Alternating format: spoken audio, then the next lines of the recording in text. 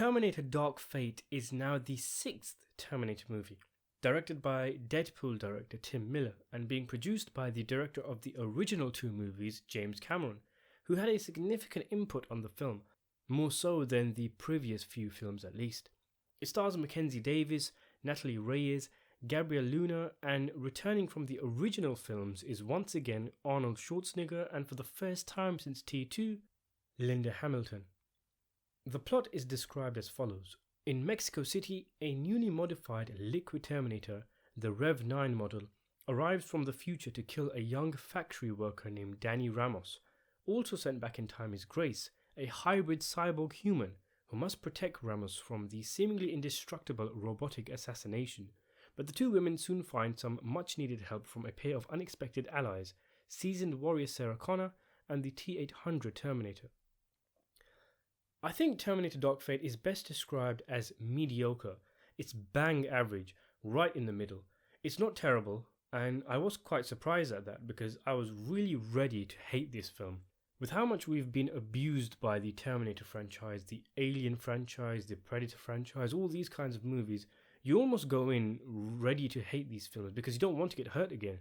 And Dark Fate does hurt in many places. It makes some infuriating decisions, like killing off John Connor in the first 5 minutes of the film and replacing him with a woman, something I've come to expect in the modern day gung-ho pro-feminist girl power thing that happens in Hollywood. I mean, there's even a scene where Sarah Connor literally says to the new girl, "You're John." The movie also renders Skynet etched from existence, but it tells us that a defense system called a Legion will rise up against humanity. So it's pretty much the same thing, really. I guess there is something poetic in that, because it's like they're telling us that whatever you do, you can't stop the rise of the machines. Humans are destined for the same end in any timeline. But still, you're replacing something cool with something generic and boring, something that we've seen in many sci-fi movies, like the human-robot hybrids and these stupid nano-Terminators. I can't stand these over-the-top Power Ranger Terminators that somersault and backflip all the way through the film and can pretty much do anything, create any form or any weapon, and as soon as they're within distance of their target, they simply throw them away. I did like the shtick the new Terminator had, where he could essentially separate his physical mechanical form from his liquid one, and then there'll be 2 of them, both with different abilities.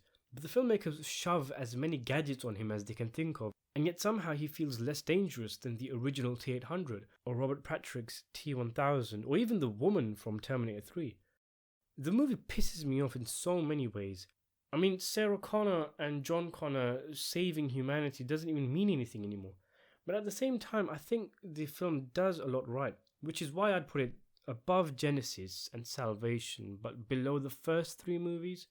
It isn't high praise, but at least it was better than the last one. The first half of the movie is definitely stronger than the second. In typical Terminator fashion, we get the 2 arrive in their bubbles, locating the targets, and then there's an early highway chase that is pretty cool, with some nice set pieces and some very decent practical action. I found the enhanced human a little iffy as a concept, but the actress grew on me and I think she did a decent job, as did the Mexican woman who is essentially the new John Connor.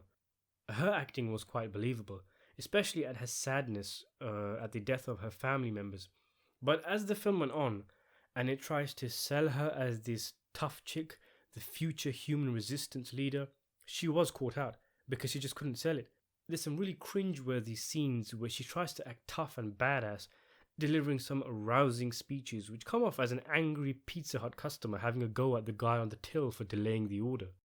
I don't like the guy who they picked to play the bad Terminator. He just didn't have enough screen presence. He didn't feel intimidating. Of course, this could be in part to the fact that the movie has him prancing around all over the place, but you don't feel like he's out there somewhere like the T-1000 out to get you, like he's on his way to mess your life up. He's got so much arsenal, even a drone in one scene, but can't kill one person. And the actor just comes across as quite forgettable. In fact, pretty much all of the new cast are not very memorable at all, the bad guy being the worst of the bunch. He looks less like a killer and more like a weirdo, like the kind of guy who sits in the corner in the gym staring at you and then follows you home and rapes you in an alleyway and then gets banged up for 20 years. He looks like he was molested as a child, and the way he just looks and smiles at people doesn't send chills down your spine like Terminators of old. it just makes you laugh. It's quite difficult to get invested in the story because there's been so many retcons. The last one, a horrific picture, already removed the original two movies out of canon, and now this one has removed the last one. So how can you care about the characters? How can you care what happens when you know the next film might just retcon this one out of existence, which it probably will, seeing as though it underperformed at box office. And the story is all the same. They just send a Terminator back to kill the future leader, and the good guys send someone back, and each Terminator gets more and more convoluted and wacky. It's boring. Do something new. And stop rendering our favourite films in the franchise as irrelevant. In general, the new cast are relatively weak, but funnily enough, the worst of the bunch I thought was Linda Hamilton as Sarah Connor.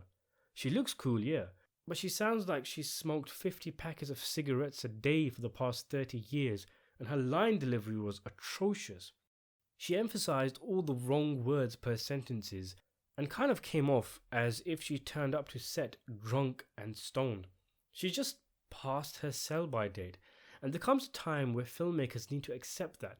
If they wanted her in a Terminator film again after T2, they should have done it long ago. And what is even the point of her? She serves no purpose. She's literally a third wheel, a cranky, wheezing old woman trying to keep up with the young Mexican and weird hybrid thing. Whilst everyone else was trying to be downbeat and gritty, Hamilton was this wild OTT character that really belonged, I think, in a different movie. Arnie was actually pretty decent in the film. I thought he did quite a good job with playing a robot once again. They do something quite interesting with him that I actually liked. If you can get past a killing machine adopting a child and having a missus, settling down and starting a family. His name is Carl as well, by the way, and I think he was a window salesman or interior decorator or something. But if you can get past all that crap, and I guess these are heavy spoilers here, but this Terminator is the one that killed John Connor, and after this, he essentially has no purpose. Instead of shutting down or self-destructing, he starts a family and learns and processes affection and love. In one scene he's asked whether he loves his family, and he replies that not like a human can, thinking of it at first as an advantage, but then noting that it isn't. When there's a part where he has to say goodbye to them, he tells another character solemnly that he told them that I won't be back. Obviously a play on his famous I'll be back line. It works. It feels real and genuine. It was almost like Arnie looking back on his career as the killing machine, going all the way back to the 80s. It works within the context of the film, and if this is Schwarzenegger's last Terminator movie, then it works for that too.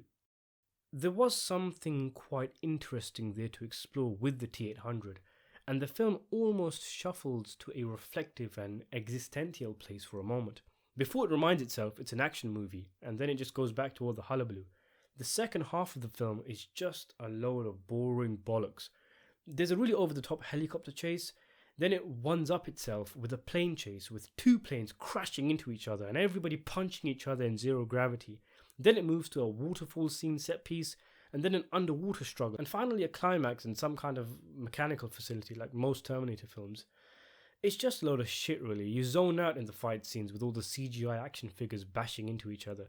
It's a shame because the movie did start off well and could have been very decent, but it seems adamant on falling back on itself and just finishing off as yet another generic CGI-filled action blockbuster. It's R-rated, so there's that, and the profanity and extra violence does make the film feel a lot more Terminator-y, and they don't go over the top with the swearing as you might expect. But what's the bloody point of killing off John Connor and giving us this false hope that we're gonna see something different, the dark fade, if you're gonna just replace him with someone else? Why is the new woman even the future leader of the resistance? John was trained by his mother from an early age. He had to escape a Terminator as a teenager. He prepared for years, and it made sense for him to lead the resistance with his understanding of the machines and his training. What is the Mexican woman's traits that make her pull humanity out of the dirt, aside from being a woman? As far as I can tell, she could make a decent motivational speaker, but nothing much more. The music was shite. Just generic placeholder blockbuster fare with random insets of the Terminator main theme. The best thing about the movie was the de-aging CGI in the opening scene where John Connor is killed. It was eerily good. Maybe it was because it was in slow motion it looked so good, but it's a shame the rest of the film's effects don't hold up as well. The next Terminator film should be a Terminator sent back in time to stop them making more Terminator movies and ensure the first two ones are the only ones that remain in existence. I'm going to give this one a 6 out of 10, which is probably quite generous, but I did enjoy the first half, and I just approach these films expecting to be disappointed these days.